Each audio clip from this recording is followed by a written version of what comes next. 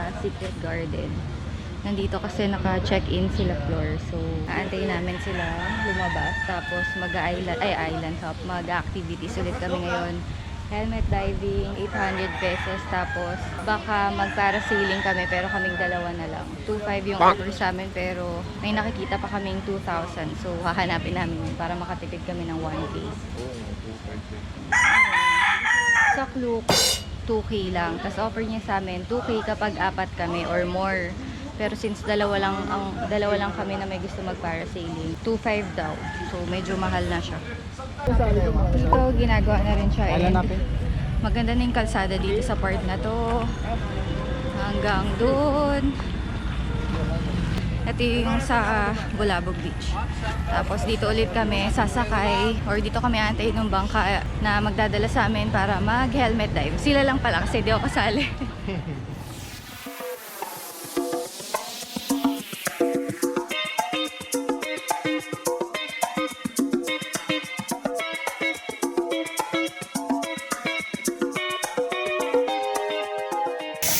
So ma'am, yung bigat na yung ako sa taas is 35 kilos po dito pa lang sa taas. Pagdating mamaya sa ilalim, nasa 2-3 kilo na lang po yan. Sa ilalim, dahil po sa pressure, inaangat po yung helmet. Kaya dapat parati natin hawak yan. Para hindi tayo mapag-iwanan ng helmet. Kaya habang binababa po tayo ng diver, meron po tayo maramdaman na pressure kagaya sa aeroplano. Kaya may tatlong paraan po tayo paano tanggalin yan. Una po, lunok tayo ng laway. Habang pagbaba po tayo. Pag hindi po matanggal sa lunok ng laway, hindi po natin ingiyamuya yung panga natin para ma-open po yung air natin.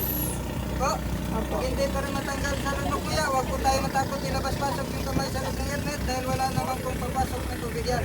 Pasok po isang kamay sa loob ng helmet, sarado yung bibig, ipitin yung ilong, blow po natin sa tinga. Pag saan yung divers ng ganito, ibig sabihin po, chine-check po tayo kung okay tayo sa baba. Kung okay naman po tayo, ganito lang po i-response natin, huwag po ganito.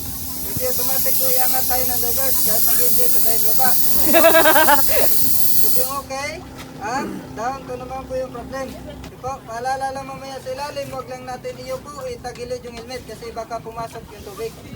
Pag aksidente naman po natin iyo po yung helmet o inatagilid, huwag lang po tayo magpanik, ibalik lang sa straight ang helmet at kusa pong lalabas yung tubig. Sige po. Okay. Sige po, sino po muna?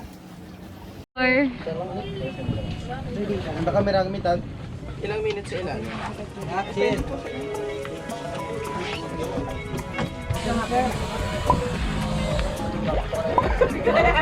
Tawag. Hindi ko bitawan. Nice, ganun lang kabilis. Sige po, sunod po. Ikaw na lang. Kapila. Pila tayo guys. Ako pagdating sa ground. Magbasabang ko pag Open.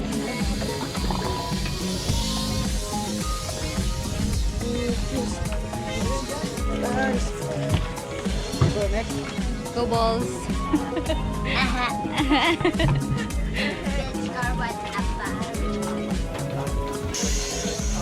Hawak mo, helmet na, hawak. Sige, sige.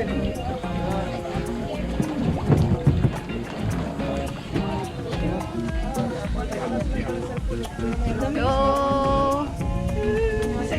Go! Baba lang pa. Hindi ako makakasama. Bye-bye. Kwento nyo na lang. Baba mo ma'am, magkambali ka.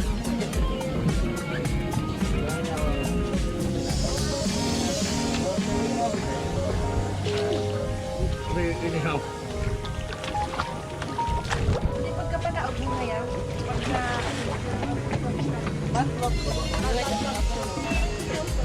Problema yun. Baka mamupo. Ano na? Balik ka ulit.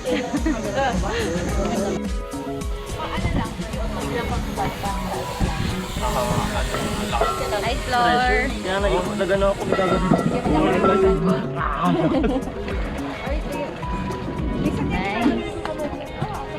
Hirap paglakad.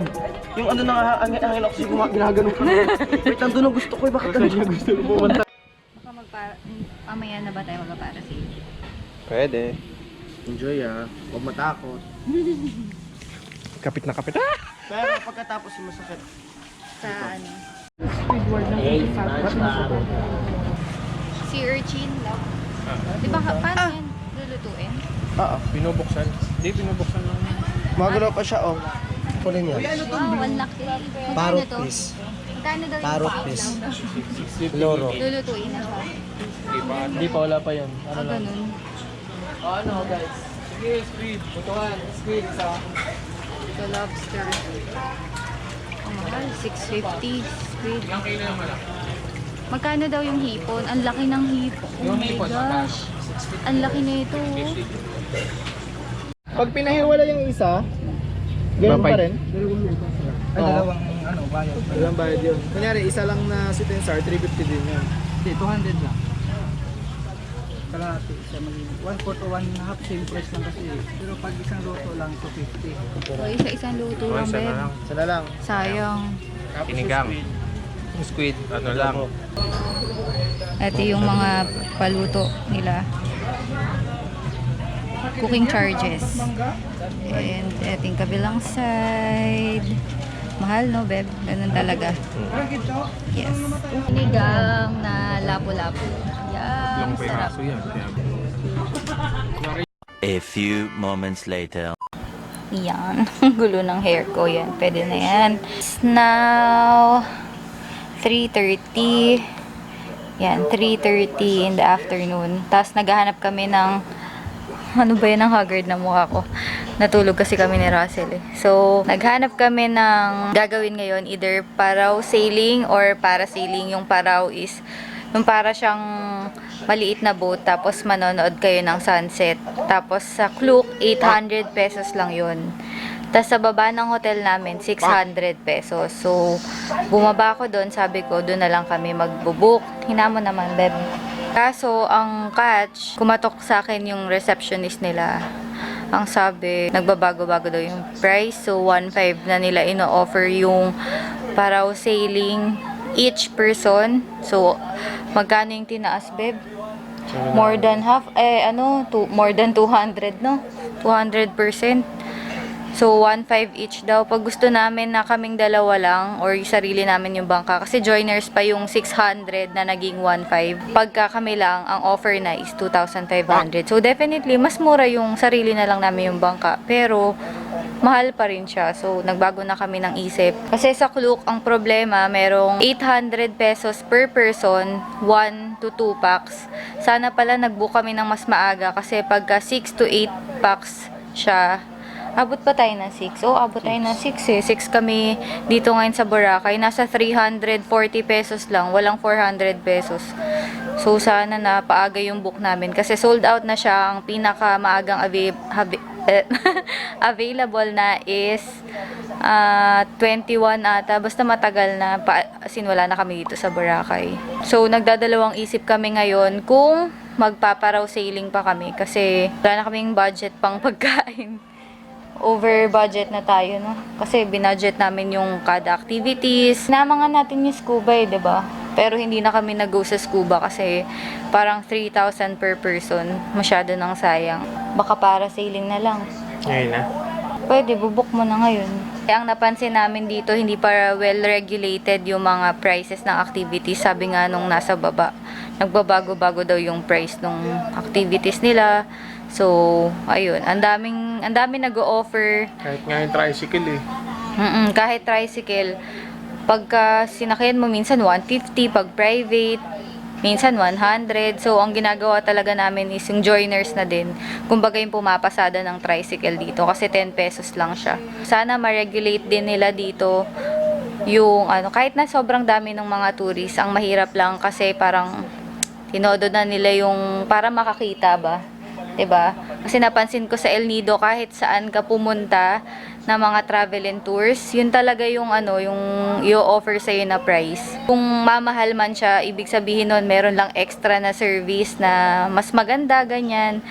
Pero halos same lang talaga yung presyo doon sa mga tours sa El Nido. Tapos yung tricycle doon, 'di ba, hindi ka madadaya. Yun lang naman, hindi naman kami nagre-reklamo syempre, pero iba pa rin talaga yung regulated yung price para, alam mo yun, okay din naman na kumikita sila, pero mahirap din naman yung naaabuso. Diba? True ba yun? Tama yan, tama. Tama.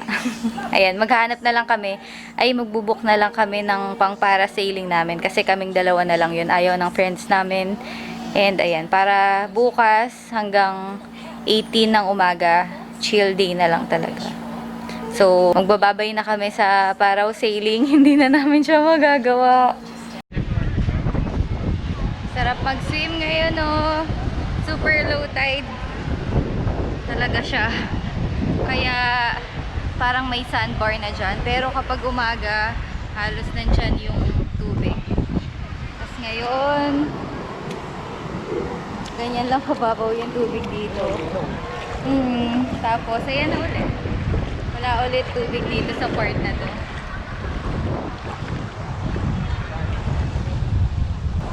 Ganda!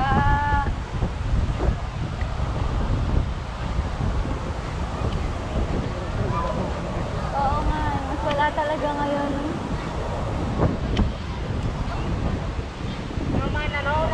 Anong klaseng ulap yan?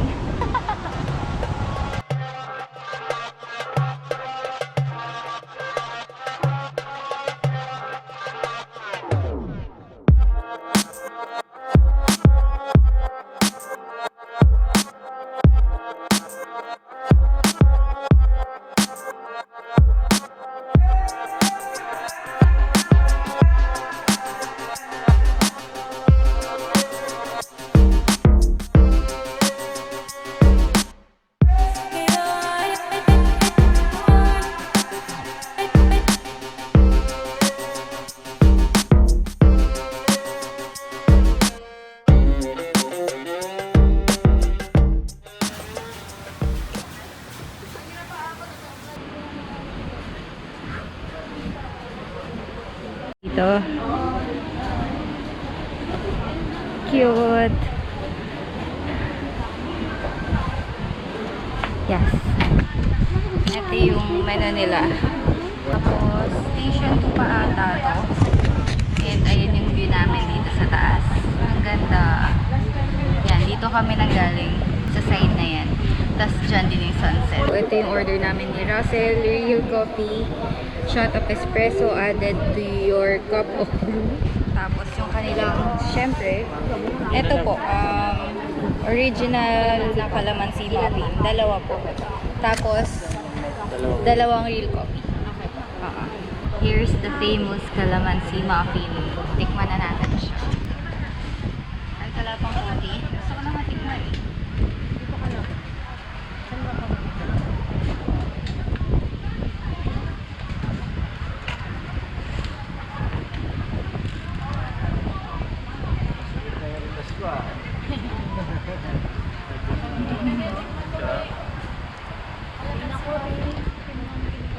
Ang weird na masarap. Siksik, no? Mahap yung makapit na kaya yung kape. Feeling ko magugustuhan niya ni Sibian. Ang bango eh. No? May shot din naman sila. Oo nga. I-timplahin mo na kasi ikaw ang taga-timpla ng coffee. Sige. Gusto mong walang kahit ano?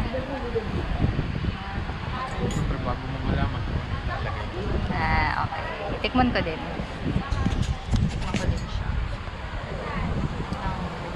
Siya lang. Siya lang? Wag. Wag. Ano nun to?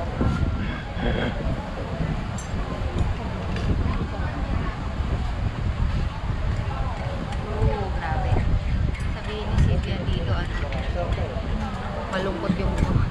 Di ba ayaw niya ng bitter na?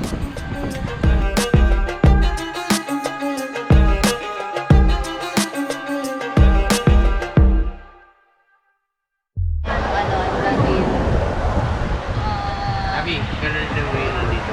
Can you? Ikaw na lang. Magdo mo yung kape. Oh, ganito, iba-iba yun.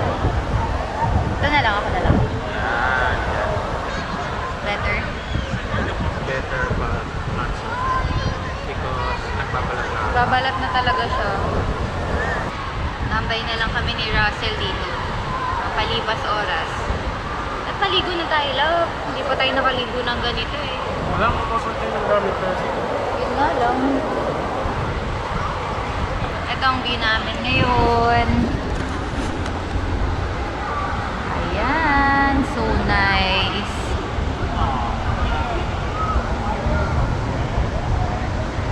Hey! Naglalakad kami.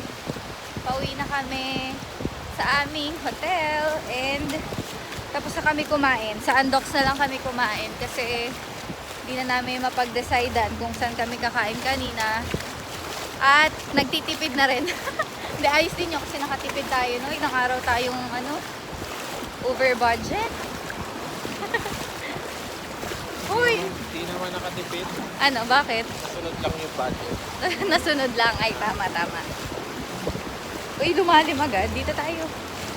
So, ang gagawin na lang namin tomorrow is mag-parasailing ng umaga or after lunch. After lunch talaga. Mga 3. Ganon. Umaga na ba? Yun. So, umaga kami bukas para matignan na rin natin kung sulit ba ang bayad pag nag-parasail. Sulitin na namin yung punta namin dito. Kahit na namamahalan talaga ako sa parasailing. Pero sige, go. Kasi baka kaya pa sa budget. Pero yun na nga. Sayang lang kasi, Beb. Sana talagang breathtaking and enjoy talaga yung parasailing para sulit. Yan. Baka pag isulit yun, sabi mo mag-ATV na lang ulit. 2 hours. Oo, so far yung ATV ang pinaka-favorite ko dito. Sa cellphone pala ako nag-vlog kasi Wala na tayo dyan dito pa. Ay, yan pa pala ako. May tip mo na eh. Uy, labang hirap na maglakad dito lalim. Ayan.